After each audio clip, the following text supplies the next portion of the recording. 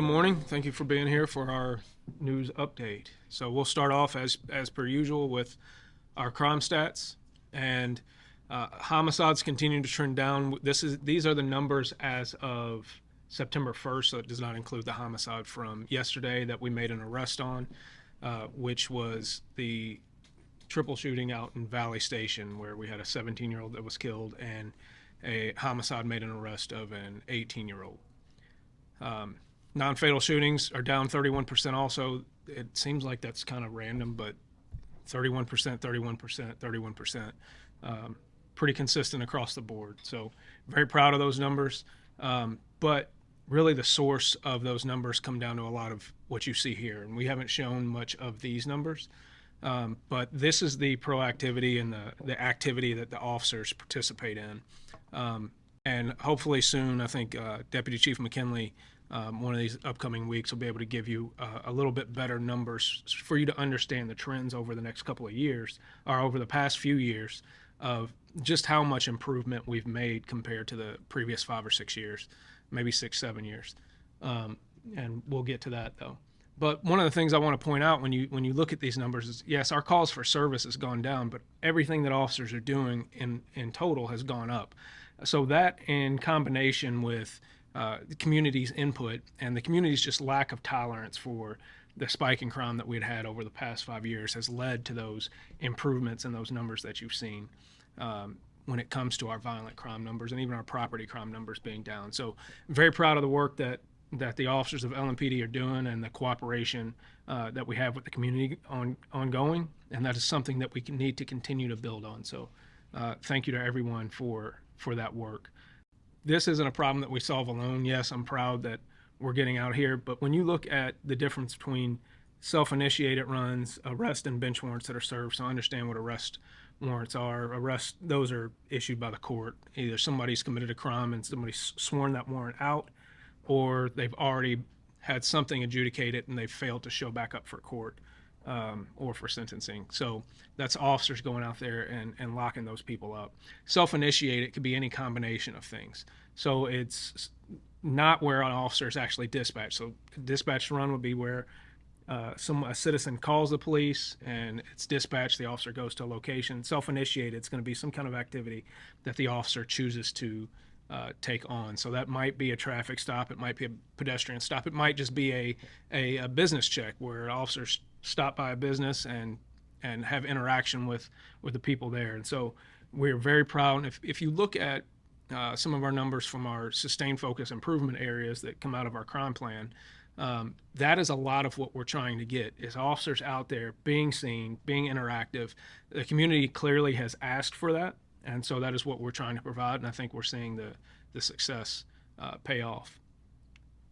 As Sergeant Sanders talked about, I want to go through a video really quickly. So we had an incident this past week where a 9-month-old was left inside of a vehicle around the area of Brook and Broadway, and someone hopped in that vehicle and stole the vehicle.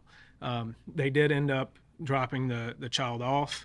But officers were able to catch up to that suspect after the child was safe. And so I want to show you the video from the helicopter of that takedown of that suspect. South on 27. Coming up on 27. No, he turned south. He's coming up on Ollie at 27. Coming up on Ollie at 27. Just keep eyes on it. Hopefully those grapplers aren't too far out. What's their ETA? Guys, he's stopped right here. Just take it. Once it be stopped, yes, take it.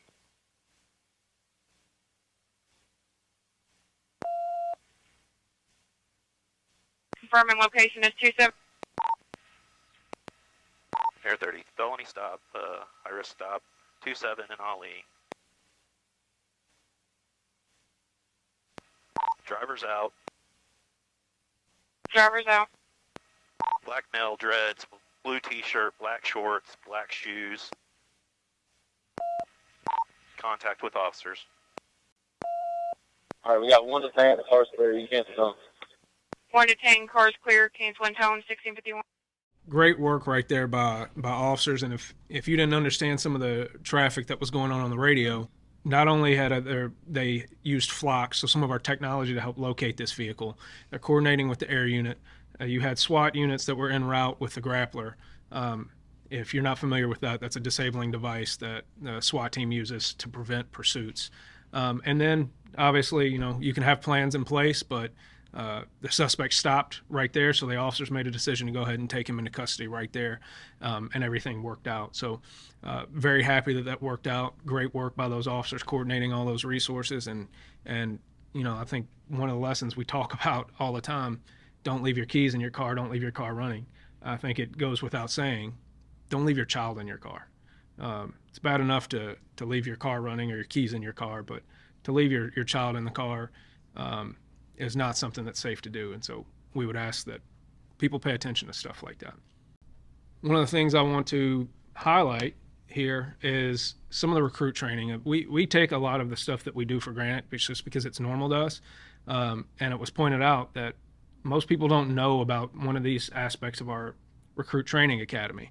And so they go through a couple of days of what we call practicals. And these are mock runs that they're dispatched on. So they're teamed up with an actual training officer. They're dispatched on scenarios, and they go and they act out these scenarios. This is towards the end of their training academy period. Well, subsequent to that, what our legal department does is they go through mock court with them. So they take the product that was produced from those training scenarios, and we have lawyers that act as defense attorneys, prosecuting attorneys, and judges, and they go actually down to the courthouse and they act out, or they go through a mock trial and a mock hearing on the cases that they just picked up during those practical exercises. So it's a really, really good training tool for us, something that is really valuable, and wanted to bring that to the attention of the public. These are the things that we're doing to try to make sure that our recruits come out here with the tools and the skills to serve the public very well. And then lastly, we have some big events coming up, and so I was told that I was supposed to talk about this in a very entertaining way, so I'll read it to you so that you understand how fun this is. Big couple of weeks ahead. Bourbon and Beyond kicks off at the fairgrounds next Thursday, then Louder Than Life the following week. These two festivals draw about 400,000 people, so there's a chance for us to showcase our city, cool people like Ringo Starr and Cypress Hill. This is one of the best times in Louisville. Everyone knows about it, from the Queen of England to the Hounds of Hell, and we'll have about 6-7 safety reminders for you, just so that everybody is up to speed on everything going on. So have fun and be safe. LMPD will be out there. Come a little closer and say hello. We love meeting our community and visitors. We even got to meet Santana. I don't know what that is about. Santa. We got to meet Santa, apparently. So, yeah, the font is small. You got to be able to read, because apparently that's a Cage the Elephant reference. So the festival is laid out differently this year, so hold on and look at the maps before you go. It's an Alabama Shakes reference. It's only funny if I tell you that it's a joke. Keep an eye on your belongings, because nobody wants your beautiful things to be taken. Whoever Benson Boone is. It's a song about him, I guess. And then I can tend to get hot in September, so stay hydrated. As cold as ice. There's an old band that's playing there, Foreigner. I think it was in their time period. And on the way in and out, there will be traffic all around you, so please be patient. It's Sturgill Simpson. I think that's a country group. And if you're going to drink, you can dial drunk, but don't drink and drive. And get a ride home, grab a ride share, or call your mom. That's Noah Kane double play. Noah Khan. Goes to show you how well I know these acts. The point is, have fun. It should be a good time. Go out there. Apparently you're supposed to have Riz when you go out there and all that type of stuff. So no cap on that statement. So with that, we will turn it over to you for questions. And you're looking about as painful as I was reading that. So, I'm still getting over the old people foreigner comment. So. apparent and true statement here, you can't discriminate. Age of discrimination only kicks in over 40. And I'm over 40, so if I'm making fun of you, then we're making fun of me, apparently. So, but I'll let you have the first question since I offended your... Back to the homicides, our numbers continue to go down. Yes, sir. The percentage of drop is impressive. Multiple other cities around the country are experiencing similar drops. It's a national trend that these numbers are going down. Stop. So I want to correct you right there. So it's a national trend everywhere else. Here in Louisville, it's 100% because of our community and the work that LMPD is doing in our crime plan. So none of the drop in numbers that we see here is a result of a national trend. It's all because of the work that you're putting in. Is that what you're saying? 100%. Okay. So I'm being a little facetious there. Obviously, there was a spike in violent crime across the country post 2020, and I think every community, every major city struggled with that simultaneously. And I think part of what happened is there was a lag in all of these communities trying to catch up to new trends in crime and the way that crime was needed to be dealt with in this day and age. I think there was a sense that maybe police didn't have control, or that things were going to be allowed that shouldn't be. And I think there was a legitimate fear from officers to be proactive. And I think you saw that in a lot of our proactivity, and I think you've seen that in other cities. And so it's taken a lot of work in all of these cities, including here, to build those bridges with the community, convince the community that we are trustworthy, that we are doing our jobs the right way, and also convince officers that they'll be supported when they go out here and do police work. So, and I apologize if I cut your question off, so I will let you finish. That's fine. And are we back? We're not back to pre-pandemic levels yet, are we? We're very close. And we can give you some of those pre-pandemic numbers. I don't know if you have them off the top of your head, but we are very close to a lot of the pre-pandemic levels that we were at. So I guess my question is, what will it take to get us back to sustained pre-pandemic numbers, and perhaps even further back beyond the triple-digit homicide numbers sustained? No, 100%. So the question is, what's it going to take to get us back and sustain in those pre-pandemic levels? And I think what you've seen over the course of the last year or so is exactly what we need to continue doing. It's a combination of work in the community to build trust, build relationships, encourage people to cooperate and communicate with us, as well as that proactive police work. So when you see those numbers going up in that proactive police work, like I said, that's not just enforcement work, but we need officers who are willing to go out here and do that enforcement work, but we also need officers that are willing to just go out here and be visible and make contacts and do the work that we need them to do. And so I think it's a combination of both of those things, of keeping that effort sustained, keeping your foot on the gas. There is no finish line for us. I think in a lot of businesses, a lot of organizations, you have a season, you have a budget cycle, you have a goal at the end of the year. That's not really the way it works for us. There is no end. We can have an improvement today, and we need to keep our foot on the gas for tomorrow. And so that's our plan here, and continue to look for innovative ways to improve what we're doing. The music festival, you guys are not the primary security, is that correct? Just support? Correct. So the question was about security out at Bourbon and Beyond and Louder Than Life. So that is on state property, and the promoter contracts with private security for inside the venue. We handle traffic externally, and then we provide some specialty resources that you can't just hire out for, so to increase the security. So your officers will be on the grounds? There will not be LMPD officers that are on duty for LMPD inside the grounds, except for some of our specialty units that will be providing some extra layers of support. And back to the homicide, any new progress on the 10th and Chestnut case?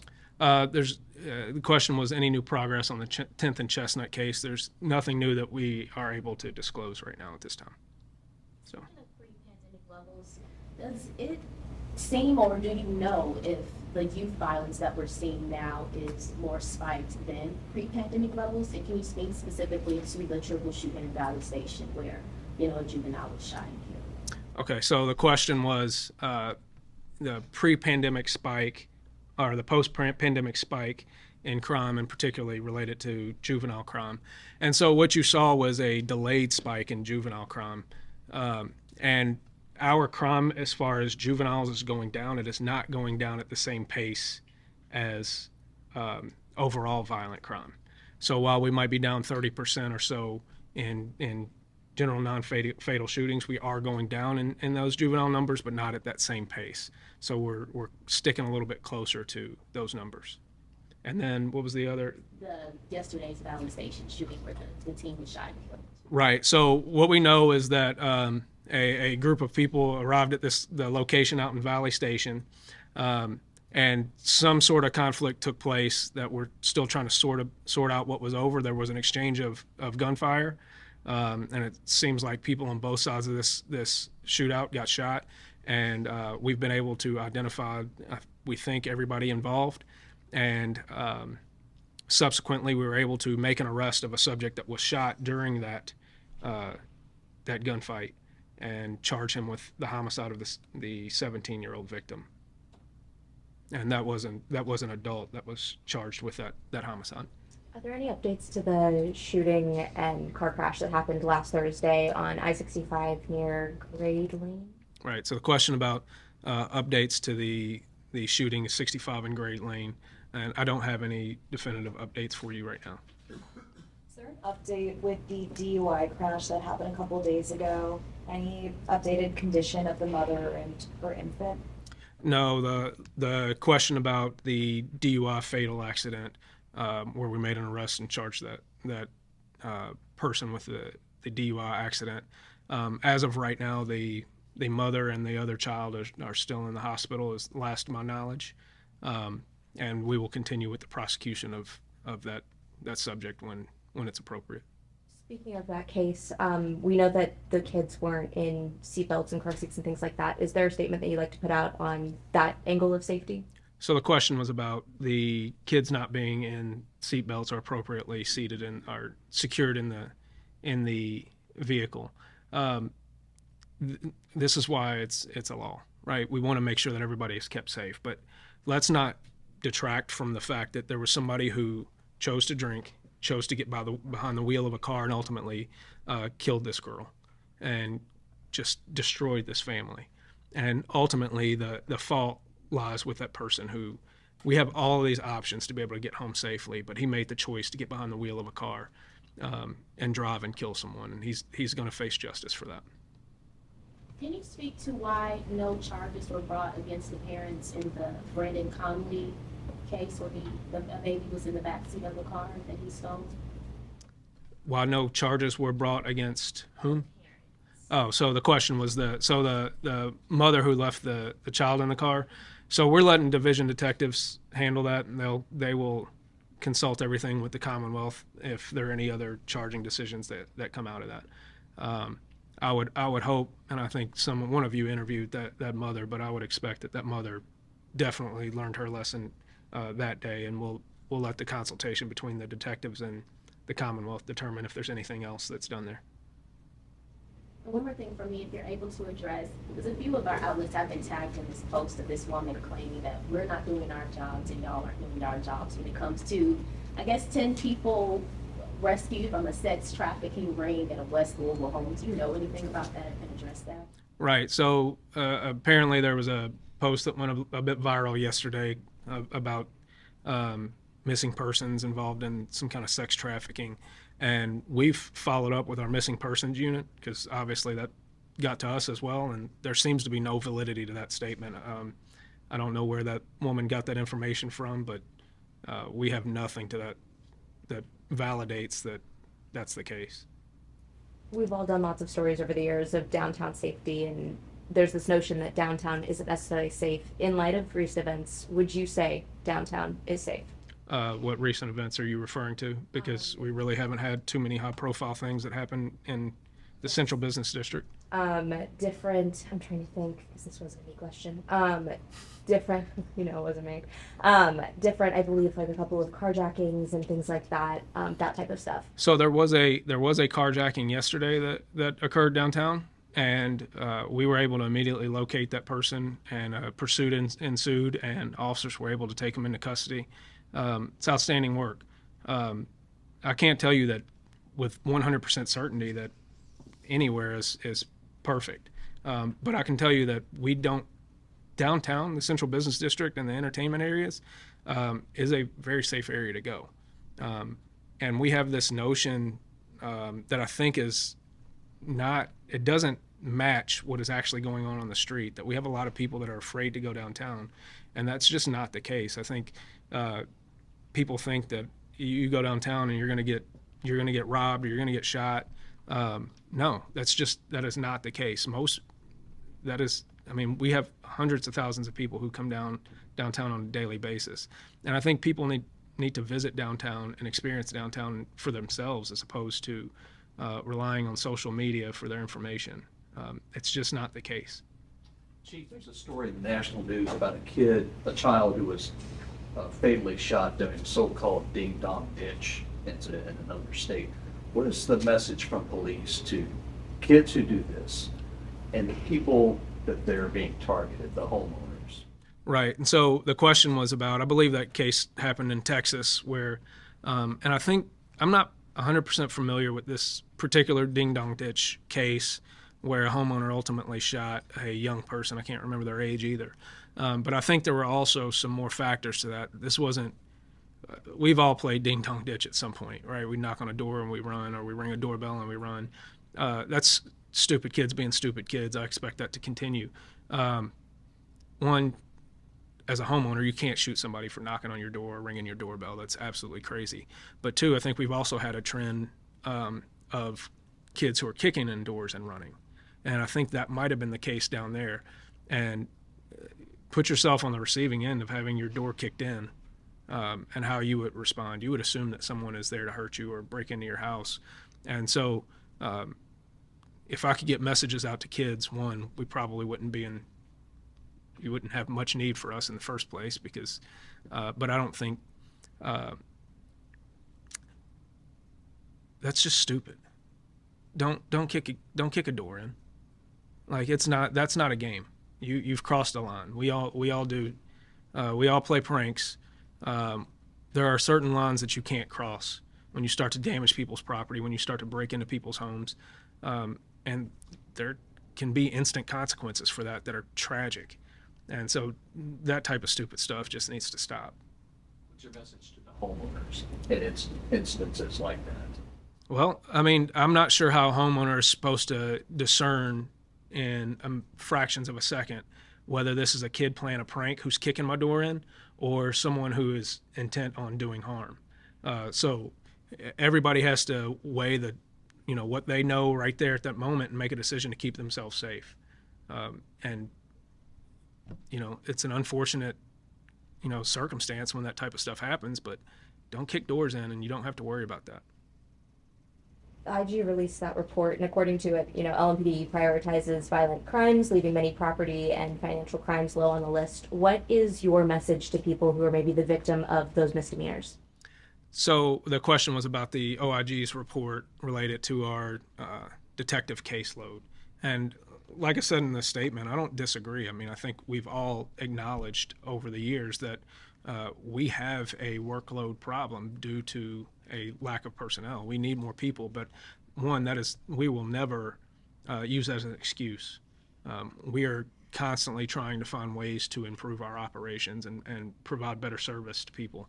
And so if I were to rely on, we're short manpower and just blow that off, that would be inappropriate. And so some of the things that we're doing is we've just recently hired some civilians, investigators to come back as detectives within some of these detective units to try to pilot that, to work on a lot of those misdemeanor cases and work on some of those property crime cases that unfortunately don't always get prioritized. But I don't want people to think that their situation is not important. yes, we have to prioritize violent crime, but we take seriously, any property crime, any theft. So we are taking steps to alleviate some of that. We're working on our recruiting. We are hiring civilian detectives.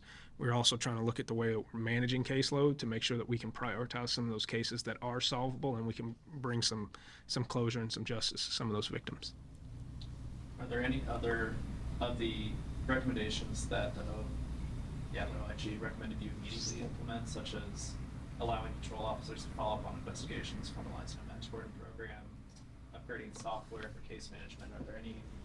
Can you speak to anything so far that? Yeah, so there's a lot of things that were recommended. As far as we've never stopped officers from following up on their own cases, so I think that might have been a little bit of a misunderstanding. As far as overtime being allowed for detectives, we don't limit overtime, so don't really understand where that came from either. Detectives can work overtime just like every other officer can.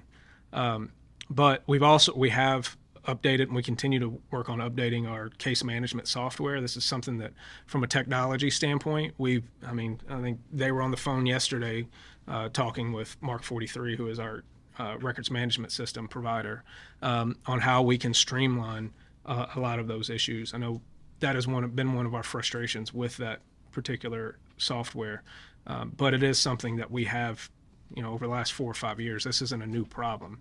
This is something that we have been working on as far as the case management software. You mentioned flock cameras when you were showing us the video of you all arresting the man who took that car. The city budgeted more money toward flock cameras this year. I think we're supposed to get about 140-ish. Do you think that having more of that resource will help LMPD be able to solve more of those crimes a little bit faster? So the question was, increasing our flock camera coverage, will it help us solve crimes a little bit faster? And I think you've seen several examples over the last few months where we've been able to utilize that type of technology to locate and apprehend criminals or vehicles that have been involved in crime. So 100%. That's why we are continuing to expand our investment in that type of technology. And when you look at the overlaying of technology, so there you not only had flock cameras, but you had some equipment that was going to be utilized by SWAT. You had the air unit. So we're also we should have our helicopter up and running here soon. Our second helicopter, that is. You've been familiarized with the Drone as a First Responder program that's going to be run out of EMA. We're also working on utilizing our own drones on patrol and getting that program more functional. So I think when you talk about the layering of technology in conjunction with the personnel and what they're doing, I think it all tends towards our ability to solve a lot of those crimes faster. And it all comes back to, can we provide a service to the public that is going to keep them safe and bring closure when they are the victims of crimes.